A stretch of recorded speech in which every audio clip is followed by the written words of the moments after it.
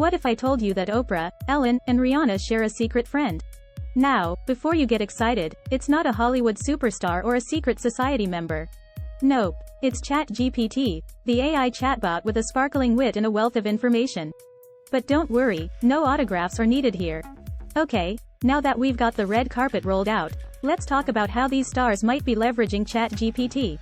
Let's say Oprah is planning her next big interview. She could use ChatGPT to gather information, brainstorm questions, and prepare for any surprising revelations. So what's your favorite color, really? Not today, ChatGPT.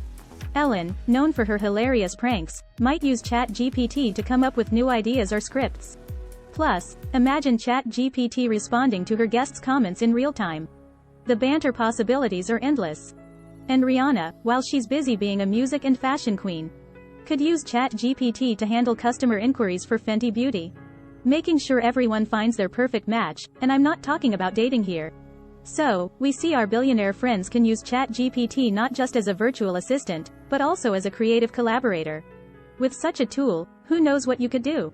The only limit is your imagination, and last I checked, that's limitless.